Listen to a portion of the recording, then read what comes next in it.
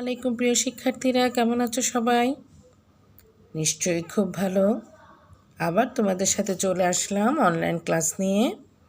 আজকে আমরা গার্হস্থ্য বিজ্ঞান যে বিষয়টা পড়ব সেটা হচ্ছে তোমাদের ঘ বিভাগের বস্ত্র পরিচ্ছদ ও বয়নতন্তু। তোমরা এই অধ্যায়টা একদম শেষ অধ্যায়ের, তাই তো? এই অধ্যায়গুলো আমরা আমাদের গার্হস্থ্য বিজ্ঞানের শেষ অধ্যায়গুলোর মধ্যে একটি। সেটা হচ্ছে, আর সকালে পরীক্ষা তোমাদের কেমন হয়েছে সেটা আগে বলো তোমরা সবাই। নিশ্চয়ই ভালো হয়েছে, খুব সোজা ছিল প্রশ্নগুলো, তাই না? ঠিকমতো সবাই সাবমিট করতে পেরেছো? নিশ্চয়ই পেরেছ।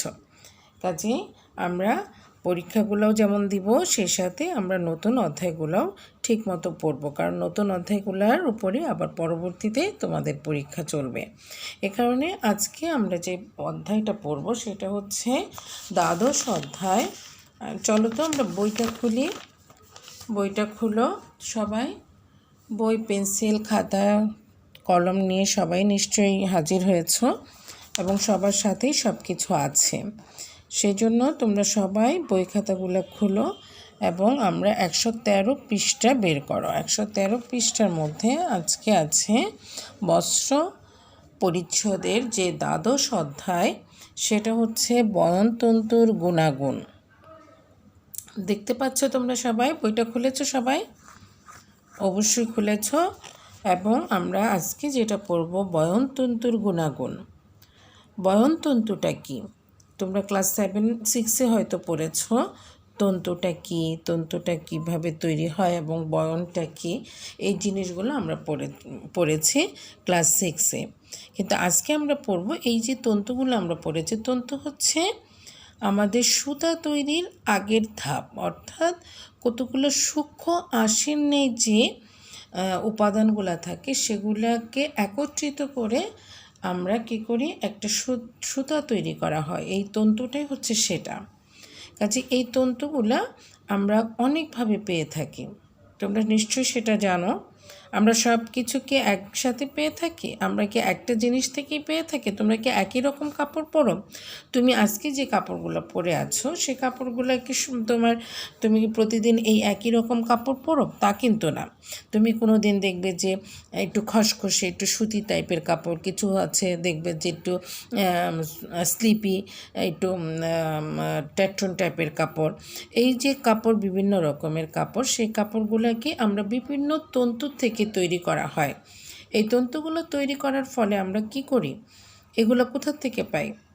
এই জন্য তন্তুগুলোকে বিভিন্ন জায়গার প্রকৃতির উপর ভিত্তি করে বা বৈশিষ্ট্যের উপর ভিত্তি করে আমরা তন্তুগুলোকে প্রথমত দুইটা ভাগে ভাগ করতে পারি। বৈশিষ্ট্য ঠিক বলা যাবে না, এটা যদি আমরা এভাবে বলি যে আমরা উৎসের উপর ভিত্তি করে তন্তুগুলোকে দুইটা ভাগে ভাগ করতে পারি। একটা হচ্ছে প্রাকৃতিক পদ্ধতি, আর একটা হচ্ছে, তাহলে উৎসের উপর ভিত্তি করে আমরা তন্তুগুলোকে দুইটা ভাগে ভাগ করতে পারি। একটা হচ্ছে প্রাকৃতিক তন্তু, আর একটা হচ্ছে তোমাদের দেখো উপরেই আছে পার্ট 1 প্রাকৃতিক তন্তু, আর আছে হলো আমাদের কৃত্রিম তন্তু। প্রাকৃতিক তন্তু আবার একটু যদি দেখি আমরা এইভাবে, যদি পেজটা দেখি, দেখো তো একটু দেখো, চারটা দেখলে বোঝা যাচ্ছে তোমাদের চারটা? আশা করি বোঝা যাচ্ছে। তাহলে তন্তুটা কি দেখো, তন্তুটাকে প্রাকৃতিক তন্তু এবং কৃত্রিম তন্তু দুইটা ভাবে ভাগ করতে পারছি আমরা। এই প্রাকৃতিক তন্তু আবার বিভিন্ন রকমের হয়ে থাকে, যেমন তুলা, ফ্ল্যাক্স, রেশম, সেই সাথে আছে পশম। আজকে আমরা যে বিষয়গুলো নিয়ে আলোচনা করব সেটা হচ্ছে প্রাকৃতিক তন্তু। আমরা সময় পেলে কৃত্রিম তন্তুতে যাব। তার আগে প্রাকৃতিক তন্তুটা কি সেটা আগে বলি। প্রকৃতি থেকে যে আমরা তন্তুটা পেয়ে থাকি, একদম প্রাকৃতিকভাবে আমাদের এটা আসে, এটা আমাদের কোনো কিছু করতে হয় না, আমরা প্রকৃতি থেকেই পেয়ে থাকি। এরকম তন্তুর মধ্যে আছে 1 নম্বর যেটা তোমাদের বইয়ে আছে, সেটা হচ্ছে তুলা তন্তু, যেটা আমরা সুতি কাপড় পরি। বিশেষ করে দেখবে গরমের দিন সুতি তন্তুগুলো আমরা বেশি পরে থাকি এবং তার অনেকগুলো কারণ আছে, আমরা সেই গুণাগুণ বা বৈশিষ্ট্যগুলো পড়ব। এই তো তুলাতন্তুগুলো আমরা তুলা থেকে, অর্থাৎ বিভিন্ন তুলা, কার্পাস তুলা আছে, বিভিন্ন রকমের শিমুল তুলা আছে, এরকম অনেক রকমের তুলা গাছ আছে।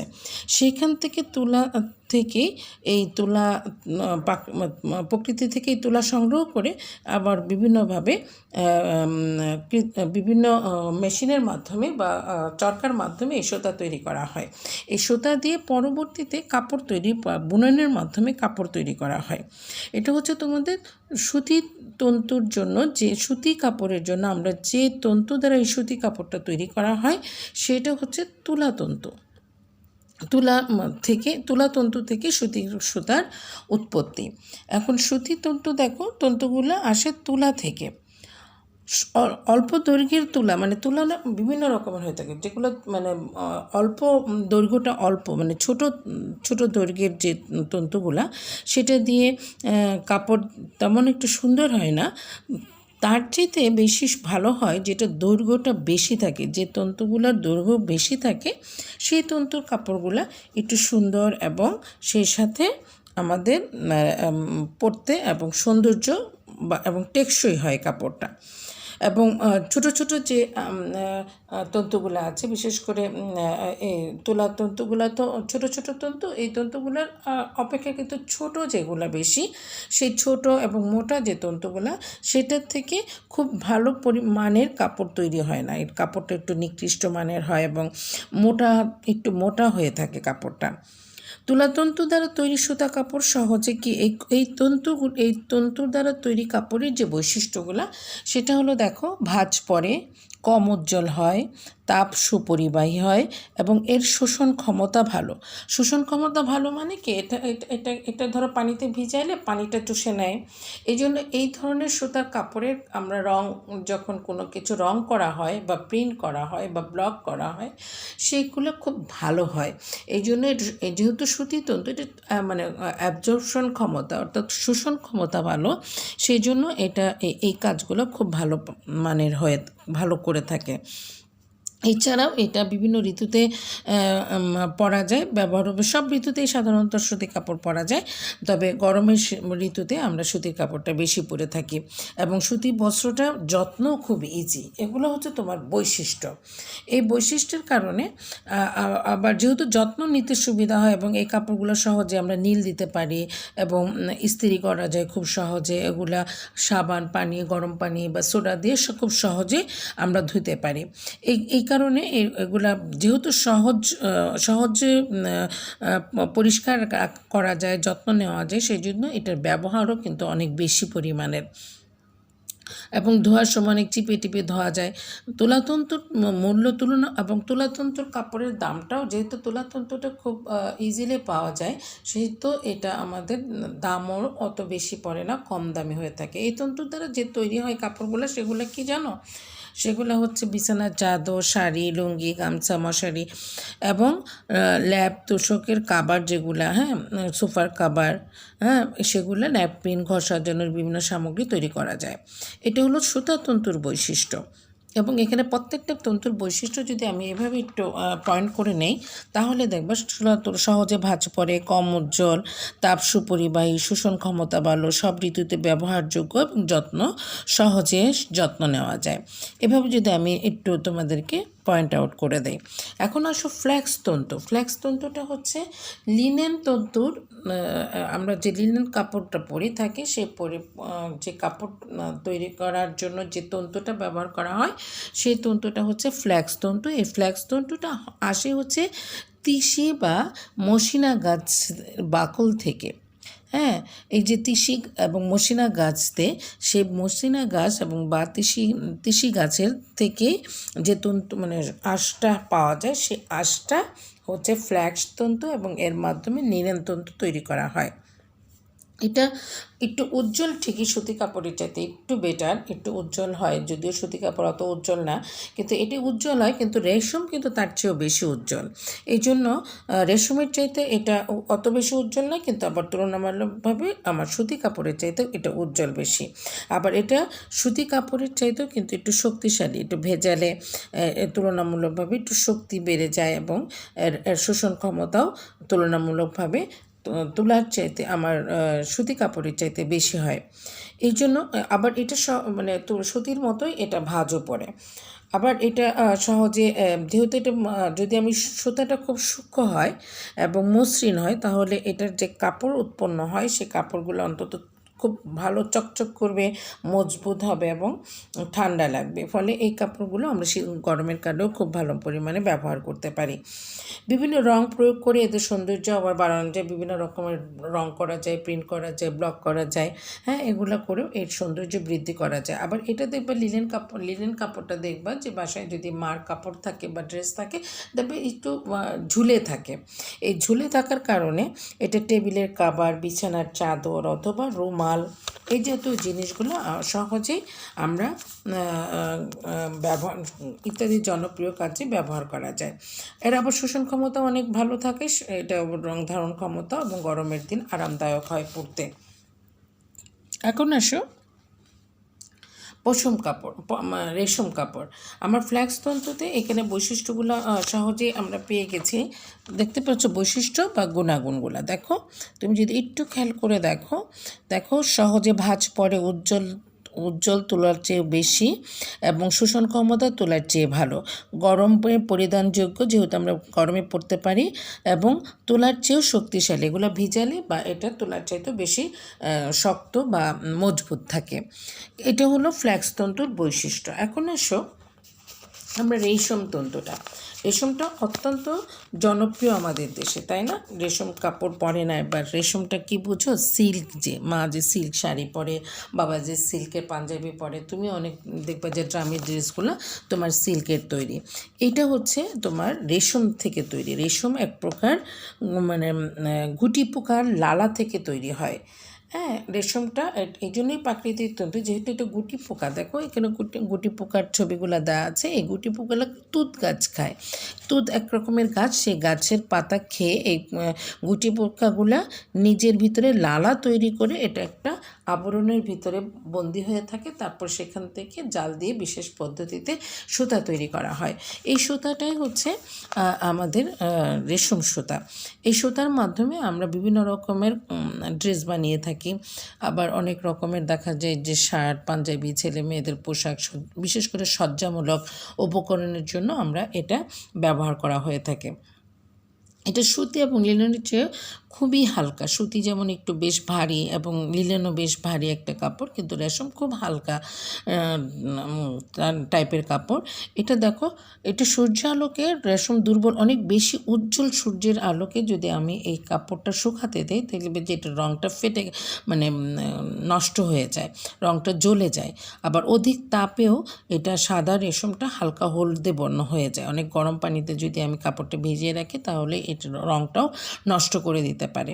রেশমতন্তু তাপে ভালো মানে সুপরিবাহী নয়, কারণ রেশম কাপড়ের কাপড় পরলে দেখবে একটু গরম অনুভূত হয়। এটা তাপ সুপরিবাহী, যেহেতু আমরা তাপ সুপরিবাহী যদি বলি, তাহলে এটা ঠান্ডা গরমের দিন পরলে আমার আরামদায়ক হবে। আর এটা যদি আমি কুপরিবাহী হয়, তাহলে আমি এটা গরমের দিনে কিন্তু খুব একটা পরতে পারবো না, যেহেতু এটা পরিবাহী নয়, তাপ ভালো পরিবহন করে না, এটা তোমাকে তাপটা ধরে রাখে। এই জন্য এটা গ্রীষ্মকালে এটা পরলে গরম লাগে, এই জন্য সবাই পরতে পারে না।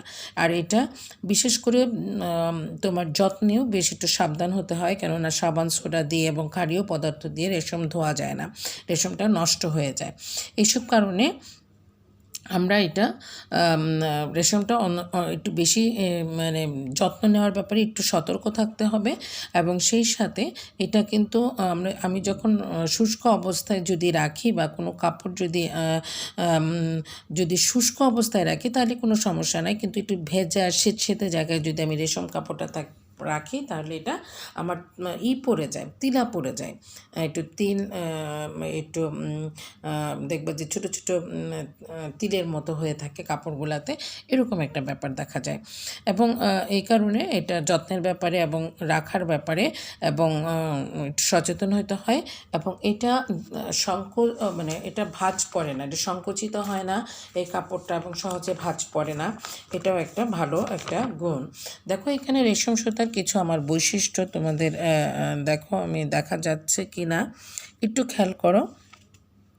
হ্যাঁ, একটু দেখো তোমরা যে সহজে ভাঁজ পড়ে না, সূর্যালোকে অধিক তাপ, সূর্য আলো এবং আলোক এবং অধিক তাপ এটা ক্ষতি করে, তাপ সুপরিবাহী নয়, অর্থাৎ যেহেতু এটা তাপ কুপরিবাহী অর্থাৎ পরিবাহী না, সেহেতু গ্রীষ্মকালে আমি এটা পড়তে পারবো না। ক্ষারীয় পদার্থ বিশেষ করে সাবান, সোডার যেগুলো ক্ষার জাতীয় সেগুলো এই রেশম সুতাটাকে নষ্ট করে দেয় বা ক্ষতি করে। রং ধারণ ক্ষমতা ভালো, যে এটা আবার রং বিভিন্ন রকমের রঙের তৈরি করা যায়, এই জন্য রং ধারণ ক্ষমতা ভালো এবং বহুমুখী ব্যবহার আছে, যেমন আমরা শার্ট পাঞ্জাবি বানাতে পারি, শাড়ি করা যায়, সালোয়ার কামিজ করা যায় এবং সেই সাথে তোমার অনেক সজ্জামূলক সামগ্রীও তৈরি করা যায় এই রেশমের মাধ্যমে। তার মানে এই রেশমের গুণাগুণগুলো, এগুলো হচ্ছে তার গুণাগুণ। বৈশিষ্ট্য এবং গুণাগুণ কিন্তু একই জিনিস, একটু মনে রাখবে। সেই সাথে এখন আসো আরেকটা প্রাণীজ উদ্ভিদ। আমরা আগে পড়েছি তুলা এবং ফ্ল্যাক্স তন্তু কিন্তু উদ্ভিদ তন্তু। হ্যাঁ, প্রকৃতিভাবে আমরা উৎস অনুযায়ী যদি তন্তুকে দুইটা ভাগে ভাগ করি, একটা প্রাকৃতিক এবং একটা হচ্ছে একটা হচ্ছে কৃত্রিম। এই প্রাকৃতিক তন্তুটাকে আবার দুইটা ভাগে ভাগ করা যায়, একটা হচ্ছে উদ্ভিদ তন্তু আর একটা হচ্ছে প্রাণীজ তন্তু আর একটা হচ্ছে খনিজ তন্তু। তোমাদের বইয়ে প্রাণীজ এবং উদ্ভিদ তন্তুটা আছে, আমরা উদ্ভিদ এবং প্রাণীজ তন্তুটা নিয়েই আলোচনা করছিলাম। এবং উদ্ভিদ তন্তুর মধ্যে যেটা আছে, প্রথম যেটা আছে সেটা হলো তুলাতন্তু আমরা পড়েছি, আর ফ্ল্যাক্স তন্তু আমরা পড়েছি। ফ্ল্যাক্স তন্তু কোথা থেকে? লিনেন যে কাপড়টা সেটা হলো ফ্ল্যাক্স তন্তু থেকে, তিসি অথবা বা মশিনা গাছের বাকল থেকে তৈরি হয়। আর এখন আমরা যেটা পড়ছি সেটা হলো প্রাণীজ তন্তু। যেমন প্রাকৃতিক তন্তুর মধ্যে একটা উদ্ভিদ তন্তু আর একটা হচ্ছে প্রাণীজ তন্তু। আর এই প্রাণীজ তন্তুটা হচ্ছে রেশম তন্তু আর একটা হচ্ছে পশম তন্তু। রেশমটা আমরা জানলাম, এখন আমরা পড়ব পশমের তন্তু। পশমটা কোথা থেকে বলো তো? কোথা থেকে আমরা পেতে পারি? একটু চিন্তা করে বলো তো। ভেড়া দেখেছো কেউ? দেখো তোমাদের এখানে বইয়ের মধ্যে ভেড়ার একটা ছবি দেওয়া আছে। হ্যাঁ, এই দেখো, এই যে ভেড়ার লোমগুলো অনেক বড় বড় হয়। ভেড়ার লোম বা আমরা অনেক সময় ভেড়ার যে বড় বড় লোমগুলো হয়, এই লোম দিয়ে সাধারণত পশমি কাপড় বস্ত্র তৈরি করা হয়। হ্যাঁ, এই কারণে পশমি, যেহেতু ভেড়া লোমগুলা বেশ, পশমি কাপড়টা হচ্ছে তাপ কুপরিবাহী, এই কারণে এটা দেখবে শীতকালীন একটা পোশাক এবং শীতের মাধ্যমে আমরা এই পোশাকটা পরিধান করি, কারণ এছাড়াও এটা পানি শোষণ ক্ষমতা সবচেয়ে ভালো এবং পশমতন্তু বেশ নমনীয় এবং স্থিতিস্থাপক। নমনীয় এবং স্থিতি মানে যে কোনোভাবে এটা যেভাবে রাখতে চাও সেটাও থাকবে এবং এটা যে কোনো জায়গায় সুন্দর মতোই রাখা যায়। নমনীয়, এটা একটু নমনীয় এবং স্থিতিস্থাপক। এটাকে যেভাবে তুমি যেভাবে সংরক্ষণ করতে চাও, যেভাবে রাখতে চাও, যেভাবে ভাঁজ করতে চাও, তোমরা সেটা সেভাবেই থাকবে। এই জন্য সহজে ভাঁজ পড়ে না, মানে তুমি যেহেতু এটা নমনীয়, তুমি যে কোনোভাবেই ভাঁজ করে রাখতে পারো, কিন্তু এটা ভাঁজের দাগটা যে পড়ে সেটা পড়বে না। পশমতন্তু তাপ সুপরিবাহী যেহেতু নাই, সেটা তো শীতকালের কাপড়, যেমন আমরা সোয়েটার বানাই, মোজা পরি, মাফলার তৈরি করি, দেখবা যে বাবা কোট পরে, হ্যাঁ, প্যান্ট আছে, জ্যাকেট আছে, এগুলো সবই পশমের তৈরি। শীত বস্ত্রগুলো আমরা সাধারণত শীতের যে বস্ত্রগুলো সেগুলো পশম দিয়েই সাধারণত তৈরি করা হয়। ভিজলে পশমি বস্ত্রের আকৃতি ও শক্তি কিছুটা কমে যায়। এটা ভিজলে দেখবে যে পশমের কাপড়, তোমরা সোয়েটারগুলো যদি ভিজাও বা দেখবা যে এগুলা কেমন জানি একটু নরম নরম হয়ে গেছে এবং কেমন জানি ঝুলে গেছে। এই কারণে এগুলা ভিজতে এটার আকৃতি এবং এটার শক্তি কিছুটা কমে যায়। তাই ধোয়া এবং ইস্ত্রি করার সময় বিশেষ সতর্কতা অবশ্যই অবলম্বন করতে হবে। যত্ন সহকারে ব্যবহার করলে অনেক দিন ব্যবহার করা যায়, কেননা তুমি দেখবে যে তুমি কবে ফাইভে তুমি সোয়েটার কিনেছিলে, সেই সোয়েটারটা তুমি এখনও পরছো, তার মানে অনেক দিন আমার এই কাপড়গুলা সংরক্ষণ করা যায়। এটি হচ্ছে এর পশমের বৈশিষ্ট্য। দেখো এখানে আমি পশমের বৈশিষ্ট্যগুলো তোমাদের জন্য একটু দেখো, আমি এক কলমে যদি একটু দেখাই এরকমভাবে। পানি শোষণ ক্ষমতা ভালো, নমনীয় স্থিতিস্থাপক, সহজে ভাঁজ পড়ে না, তাপ সুপরিবাহী নয়, সেহেতু এটা শীতকালে ভালো পড়ে, ভিজলে আকৃতি ও শক্তি কমে আসে, ধোয়া ইস্ত্রিতে অবশ্যই সতর্কতা অবলম্বন করতে হয়, না হলে এটা আরও নষ্ট হয়ে যাওয়ার ভয় থাকে। শীতবস্ত্র হিসাবে এটা বেশি ব্যবহৃত হয়। এগুলো হচ্ছে আমাদের বৈশিষ্ট্য। হ্যাঁ, আমাদের এটা হচ্ছে বৈশিষ্ট্য, পশমতন্তুর বৈশিষ্ট্যগুলো। হ্যাঁ, এই বৈশিষ্ট্যগুলোর আমার যদি এখন গুণাগুণ অথবা বৈশিষ্ট্য যেভাবেই আসুক না কেন, তোমার কথাগুলো কিন্তু একই। অর্থাৎ তুমি বৈশিষ্ট্য আলোচনা করলেও তোমার এই জিনিসগুলোই বলতে হবে, এবং তোমার গুণাগুণও যদি বলে তাহলে গুণাগুণের উপর ভিত্তি করেও তোমার একই কথা বলতে হবে। এ পর্যন্ত হলো তোমার পার্ট 1, যেটা প্রাকৃতিক তন্তুর গুণাগুণ। প্রাকৃতিক তন্তুর গুণাগুণ আমরা পার্ট 1 পড়লাম। এরপরে তোমাদের যেটা আছে পার্ট 2, আমরা সেটা পড়ার আগে আমরা আসলে একটু প্রশ্নগুলো এক নজর একটু দেখে নেই যে তোমাদের এই পার্ট 1 থেকে কী ধরনের প্রশ্নগুলো আসতে পারে। এখন আসো আমি প্রশ্নগুলো একটু যদি এভাবে ধরি, একটু খেয়াল করে দেখো। হ্যাঁ, দেখো একটু, সুতি কাপড় কোন তন্তু থেকে তৈরি হয়? দেখো, সুতি কাপড় কোন তন্তু থেকে তৈরি হয়? সুতি কাপড় প্রাকৃতিক তন্তু তুলা থেকে তৈরি হয়। সুতি কাপড় কখন বেশি সুন্দর ও টেকসই হয়? স্বল্প দৈর্ঘ্যের তুলাতন্তু অপেক্ষা বেশি দৈর্ঘ্যের তুলাতন্তু দ্বারা তৈরি সুতাগুলো কাপড় সুন্দর ও টেকসই হয়। তোমাদের বইটাতে দেখো এই প্রশ্নটারই অ্যান্সার, এই যে দেখো, বেশি দৈর্ঘ্যের তুলাতন্তুর কাপড় বেশি সুন্দর ও টেকসই হয়। অর্থাৎ অল্প দৈর্ঘ্যের তুলাতন্তু অপেক্ষা বেশি দৈর্ঘ্যের তুলাতন্তু কাপড় বেশি সুন্দর ও টেকসই হয়। এখন আসো, সুতি কাপড় কেন সব ঋতুতে ব্যবহার উপযোগী? দেখো তো, সুতিতন্তু কেন সুতিতন্তু, এই যে এখানে প্রশ্নটা আছে, দেখো এখানে প্রশ্নটা হচ্ছে সুতি কাপড়, দেখতে পাচ্ছ তোমরা, দেখো সুতি কাপড় কেন সব ঋতুতে ব্যবহার উপযোগী।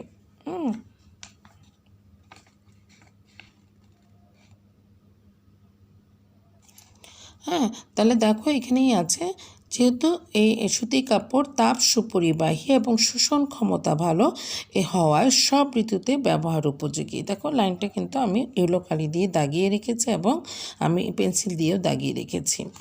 এখন আছো সাদা কাপড়ে কেন নীল দেওয়া হয়? দেখো এখানে দেখো তোমাদের যে সাদা কাপড়ে নীল দেওয়া হয়, কারণ সাদা বস্ত্রে নীল দেওয়া হয় কেন? উজ্জ্বলতা বাড়ানোর জন্য সাদা বস্ত্রে নীল দেওয়া যেতে পারে, কিন্তু দেওয়া হয়। সাধারণত সাদা কাপড়ের উজ্জ্বলতা বাড়ানোর জন্য কাপড়ে নীল দেওয়া হয়। এরপরে আসো, সুতি কাপড় কিভাবে পরিষ্কার করা যায়? সুতি কাপড় দেখো কিভাবে পরিষ্কার করা যায়। প্রশ্নগুলো কিন্তু তুমি খাতায় যখন তখন তুলে নিতে পারো।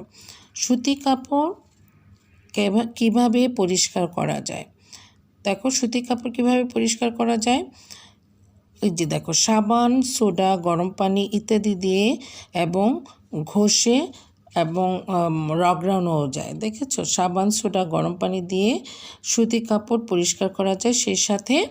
সেই সাথে কি করা যায়, কাপড়টা ধোয়ার সময় ঘষা এবং রগড়ানোও যায়। রগড়ানো মানে চিপানো যায়, মোচড় দিয়ে যে আমরা চিপি কাপড়টা, সেটাকে বলছে। হ্যাঁ, তাহলে আমরা কি করছি, সুতি কাপড় কি হচ্ছে, সাবান, সোডা, গরম পানি ইত্যাদি দিয়ে পরিষ্কার করা যায়, সেই সাথে কাপড়কে ঘষাও যায় এবং রগড়ানোও যায়। এরপরে আসো, সুতিতন্তু দ্বারা পোশাক ছাড়াও আর কি তৈরি করা যায়? পোশাক ছাড়াও দেখো অনেক কিছু পোশাক মানে আমরা সালোয়ার কামিজ, শাড়ি, এগুলো তো সুতি বস্ত্র পরেই থাকি। এছাড়াও বিছানার চাদর, তারপরে গামছা, মশারি, লেপ, সোফার কাভার, হ্যাঁ, ন্যাপকিন, ঘর সাজানোর বিভিন্ন সরঞ্জামও এই সুতি কাপড়ে দিয়ে তৈরি করা যায়। আর এখন যদি আসে তোমাদের প্রশ্নটা এরকম যে প্রাকৃতিক তন্তুর কয়েকটি উদাহরণ বলো, তখন তোমরা কী লিখবে বলো তো? প্রাকৃতিক তন্তুর উদাহরণগুলো, প্রাকৃতিক তন্তুর উদাহরণ যেমন সুতিতন্তু, এটাও তো প্রাকৃতিক তন্তু। লিনেন তন্তু, সেটাও প্রাকৃতিক তন্তু। আবার রেশম তন্তু, সেটাও প্রাকৃতিক তন্তু। এগুলো সবই কিন্তু, পশম তন্তু, সেটা কিন্তু প্রাকৃতিক তন্তু। এই পর্যন্ত হচ্ছে তোমাদের সুতিতন্তুর বৈশিষ্ট্য। এখন আসো, তুমি যদি আরেকটু দেখি প্রশ্নগুলা, যেমন লিনেন বস্ত্র, ফ্লেক্স তন্তু ফ্ল্যাক্স তন্তু থেকে কি তন্তু তৈরি, ফ্ল্যাক্স তন্তু থেকে কি বস্ত্র তৈরি করা হয়? এটা যেমন হতে পারে লিলেন বস্ত্র, ফ্ল্যাক্স তন্তু থেকে লিলেন বস্ত্র তৈরি করা হয়। ফ্ল্যাক্সের উৎপত্তি কোথা থেকে? তিসি বা মশিনা গাছ থেকে ফ্ল্যাক্সের উৎপত্তি। দেখো ফ্ল্যাক্স তন্তুর উৎপত্তি কোথায় আমি দাগিয়ে রেখেছি, তিসি এবং মশিনা গাছ থেকে। এর উজ্জ্বলতা কেমন? লিলেনের উজ্জ্বলতা তুলার চাইতে বেশি কিন্তু রেশমের চাইতে কম। এরপরে আসো দেখো তুলার শোষণ ক্ষমতা, তার শোষণ ক্ষমতাও ঠিক তেমনি সুতির চাইতে শোষণ ক্ষমতা ভালো, এবং তুলা মানে সুতিতন্তু, সুতির চাইতে এটা তুলাতন্তুর শোষণ ক্ষমতাও ভালো, তাপ পরিবাহী, এবং এই জন্য সুতির চাইতে লিলেনটা ব্যবহার উপযোগী ভালো। দুটোই পাশাপাশি আমরা ব্যবহার করতে পারি। এটা দিয়ে যেসব জিনিস তৈরি করা যায়, তুলাতন্তু দিয়ে, ফ্ল্যাক্স তন্তু দিয়ে আমরা কি জিনিস তৈরি করতে পারি? ফ্ল্যাক্স তন্তু দিয়ে আমরা দেখো টেবিল কাভার, বিছানার চাদর, রুমাল, তারপরে আছে দেখো পর্দা, পরিধেয় গৃহস্থালী বস্ত্র হিসাবেও আমরা এটা জনপ্রিয়। এরপরে আসো রেশমতন্তুর কিসে থেকে রেশমতন্তু তৈরি করা হয়? গুটি পোকা লালা থেকে রেশমতন্তুর উৎপত্তি। এবং রেশমতন্তুর এখানে বৈশিষ্ট্যগুলো আমি যেভাবে দিয়েছি প্রত্যেকটা বৈশিষ্ট্য দেখো আছে। যেমন দেখো সহজে ভাঁজ পড়ে না, রেশমতন্তু কোন কাপড়ে সহজে ভাঁজ পড়ে না? রেশমতন্তুতে সহজে ভাঁজ পড়ে না। সূর্যের আলোতে কোন তন্তু নষ্ট হয়ে যায়? রেশমতন্তু নষ্ট হয়ে যায়। হ্যাঁ, সে সাথে রেশমতন্তু ধোয়ার সময় কি ক্ষারীয় পদার্থ দ্বারা রেশমতন্তু ক্ষতিগ্রস্ত হয়? ধোয়ার সময় রেশমতন্তু কীভাবে ক্ষতিগ্রস্ত হয়? যেমন সাবান, সোডা ইত্যাদি ক্ষারীয় পদার্থ দ্বারাও নষ্ট হয়ে যেতে পারে। হ্যাঁ, রেশমতন্তুতে কখন তিলা পড়ে? যেমন যদি শুষ্ক অবস্থায় আমি ভাঁজ করে না রাখি তাহলে তিলা পড়ে যেতে পারে। এখন আসো পশমতন্তুটা কি? পশমতন্তুটা আসে পানিস্তন্তু, এটা ভেড়ার লোম থেকে সাধারণত পশমতন্তুর উৎপত্তি হয়। এটাকে তাপ সুপরিবাহী না কুপরিবাহী? পশমতন্তু তাপ কুপরিবাহী, যেহেতু এটা আমরা শীতকালে ব্যবহার করছি।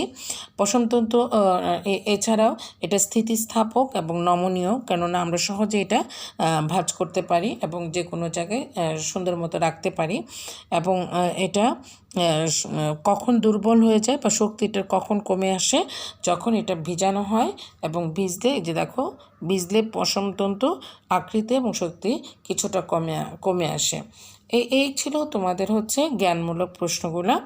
এখন যদি তুমি একটা প্রশ্ন, আমি গত ক্লাসে তোমাদের একটা অনুধাবনের প্রশ্ন দিয়েছিলাম পরীক্ষার জন্য। সেই পরীক্ষা ক্লাস ওয়ার্কের জন্য তোমরা সেটা জমা দিয়েছিলে ইয়েতে, আমাদের গ্রুপে। তুমি ইন্ডিভিজুয়ালি হোয়াটসঅ্যাপ নাম্বারগুলোতে আমাদের অথবা মহাপাকে জমা দিবে, ঠিক আছে? আমি আরেকটা প্রশ্ন আজকে তোমাদেরকে দিয়ে দিব, সেটা তোমরা জমা দিবে। আর এখানে আরও একটা সৃজনশীল প্রশ্ন তোমরা একটু পড়ে দেখবে যে কতটা পারো। হ্যাঁ, দেখো, সালমা বেগম বিভিন্ন ঋতুতে সুতি, লিলেন, রেশম ও পশমের কাপড় ব্যবহার করেন, তবে তিনি বেশিরভাগ ক্ষেত্রে সুতির কাপড়ই প্রাধান্য দেন। মাঝে মাঝে তিনি লিলেন কাপড়ও ব্যবহার করে থাকেন। ক নম্বর প্রশ্ন, রেশম সুতা কোথা থেকে উৎপাদিত হয়? এটা জানো, রুটি পোকা থেকে। রেশমতন্তুর গুণাগুণ ব্যাখ্যা করো। রেশমতন্তুর গুণাগুণ কিন্তু এই যে এখানে দেখো আছে, আমি ব্যাখ্যা করে দিয়েছিলাম। রেশমতন্তু প্রথমে জ্ঞানমূলক যেটা লিখবে, রেশমতন্তু প্রাকৃতিক তন্তুর মধ্যে প্রাণীজতন্তু রেশম, যেটা গুটি পোকার লালা থেকে উৎপত্তি। এইটুকু তোমাদের জ্ঞানমূলক। এরপরে এই যে ভিতরে কি গুণগুলো আছে সেই গুণটাই পরবর্তী প্যারাতে লিখবে, ঠিক আছে? এরপরে প্রশ্ন, উদ্দীপকে সালমা বেগম সুতি কাপড়কে প্রাধান্য দেওয়ার কারণ ব্যাখ্যা করো। সুতি কাপড়কে প্রাধান্য দেওয়ার কারণ, দেখো এখানে সুতি কাপড়ের বৈশিষ্ট্যগুলো নিয়েই আলোচনা করতে হবে এখানে। হ্যাঁ, এখানে পুরো বৈশিষ্ট্য নিয়েই তোমাকে আলোচনা করতে হবে। উদ্দীপকে সালমা বেগমের ব্যবহৃত সুতি ও লিলেন কাপড়ের বৈশিষ্ট্য তুলনামূলক পার্থক্য আলোচনা করো। এই যে আমি একটু আগে কিন্তু তোমাদের বৈশিষ্ট্যগুলো একটার সাথে আরেকটা আমি আলোচনা করে দিয়েছিলাম, মনে আছে? সেই আলোচনাগুলোই কিন্তু তোমাদের আমার ক্লাসটা যদি ঠিক মতো শোনো তাহলে তোমরা কিন্তু এখানে এই দুইটা মিলেই তোমরা সুন্দর মতো লিখতে পারবে। কিন্তু তোমাদের হোমওয়ার্ক থাকবে এখানে দেখো প্রশ্নটা দেখা যাচ্ছে কিনা। সুতি কাপড়ের গুণাগুণ ব্যাখ্যা করো, সুতিতন্তুর গুণাগুণ ব্যাখ্যা করো, অথবা সুতিতন্তুর বৈশিষ্ট্য ব্যাখ্যা করো। তোমরা বিকেলে 5টা থেকে 7:30টার মধ্যে তোমরা হোমওয়ার্ক জমা দিবে আমার হোয়াটসঅ্যাপ নাম্বারে। এ দেখো, সুতিতন্তুর গুণাগুণ ব্যাখ্যা করো আর সুতিতন্তুর বৈশিষ্ট্য ব্যাখ্যা করো, একই প্রশ্ন। ঠিক আছে প্রিয় শিক্ষার্থীরা, আজকে এই পর্যন্তই। আবার আগামীতে আবার অন্য কোনো ক্লাসে আবার তোমাদের সামনে হাজির হব। আল্লাহ হাফেজ। আর সাথে তোমাদের কিছু ছবি আমি দিয়ে দিব, যেগুলো তুলার ছবি এবং গুটি পোকার কিছু ছবি আছে আমার কাছে, সেগুলোও তোমরা এই ক্লাসের ফাঁকে ফাঁকে তোমাদের কাছে সাবমিট করে দেবো। তোমরা একটু দেখে নিও। ঠিক আছে, ভালো থেকো সবাই।